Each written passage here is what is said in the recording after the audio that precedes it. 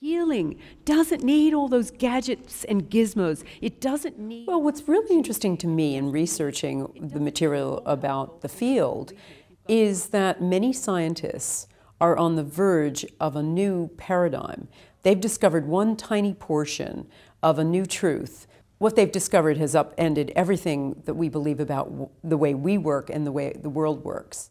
Any kind of thought actually... Science creates the stories we live by. And the current scientific story is based on information and discoveries that were made many hundreds of years ago by Isaac Newton. And that scientific story paints us as separate beings in a separate universe. And about, it's all about us being very separate and self-contained. The new scientific story demonstrates that we're all a unity. We're all part of a zero-point field or quantum energy field that unites us in its invisible web. And if that's the case, it suggests that we are all connected and that what we term consciousness is this energy and this energy field, and that we are all united in consciousness. And also, the information that we can access via the field puts us in touch with every part of the universe all at once. So it suggests that our human potential is just a tiny portion of what it could be, and that we have this boundless potential if we only learn how to use it, if we only how to really relearn how to use it. But the whole idea of forgiveness, too, is so central to your work. At our nethermost level, we are subatomic particles, and those subatomic particles are basically just light and information. We beam out tiny particles of light, and this comes out of our DNA, and it affects our cells. It's the driving force of the body, frequency.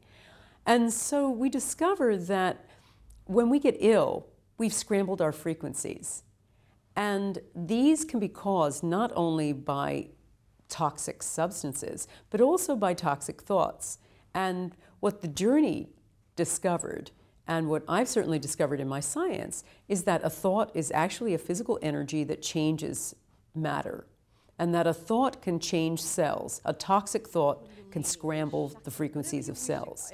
And so by accessing emotion and getting to the heart of it, you go right into that cellular memory.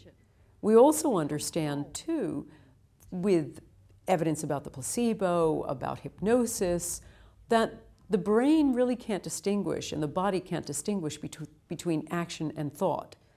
And thought itself creates the illness. So we really can define illness as being, in a sense, unhappy thoughts, bad thoughts. We're not thinking wisely. And so it's about correcting. We can reach our potential when we start examining our thoughts and our emotions and not letting them embed themselves in our memory and in our bodies. And so my new book, The Intention Experiment, is not just a book. It's an experiment. It's an actual... There are two ideas that demonstrate that we can affect our environment. The first is that we're all part of an energy field. This is called the zero-point field, and it's made up of the energy dance that goes on between subatomic particles. Each particle sends out energy which is picked up like a basketball by another particle and sent back. And this little basketball game goes on between all the subatomic particles in all the universe. And so if you think about that, that creates this unfathomable amount of energy. And also, it indicates that we are tied to the furthest reaches of the cosmos, because energy, which exists as waves, is infinite. These waves are infinite. So we're tied into them. And also, waves record information. This energy field is kind of like a shadow universe, and it contains all the information that ever was. So we can access information at any point by understanding how to tap into it. The second thing that's really important to understand is that we're beaming and receiving information all the time from our environment. We're almost like a television station and a television set rolled into one. We're sending and receiving this little current of light. There's been a great deal of evidence to demonstrate that all living things are picking up the light emissions from all the living things around us. So we're sending and receiving all the time. And again, that influences what we can affect. We can have an enormous effect on the world if we just understand how to send those transmissions. And by the same token, we can affect ourselves better by understanding how to create, in a sense, a bigger radio set, bigger television set. That's why the journey is so amazing, what Brandon does, because she came to an intuitive place through her own journey to discover what I believe is going to be the future of medicine. It's about unscrambling the frequencies. Currently, medicine, as it's now practiced, and we're talking about conventional medicine, doesn't have a very good track record. It's now the third leading cause of illness and death. After heart attacks and cancer, modern medicine kills more people than anything else. And so clearly this body as machine paradigm is not working. Alternative medicine looks at the body as a unity and also looks at it in relationship to its environment as a unity. And so it says the body gets ill because of its failure to adapt. And I would only add to that, and also its failure to think the right thoughts. And so alternative medicine looks at mind, body, spirit as a part of illness and a part of health and wellness, and also examines wellness and not just disease.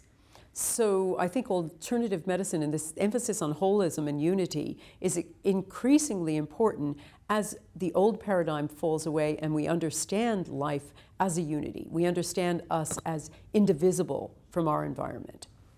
And so the essence of it all and the essence of the journey. We have an effect on our environment and we can affect things, but also we are part of unity.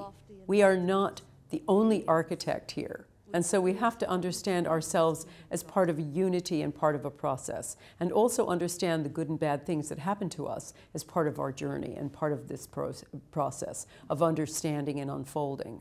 So I think we have a lot more power than we understand and we realize. And the power of thought to influence and change the world is probably enormous. We're just beginning to learn that. I'm beginning to examine that and test it in experiments. But we also need to understand and truly understand we need to understand and truly accept our birthright, which is to be part of this unity and to understand the power of the observer, the power of thought.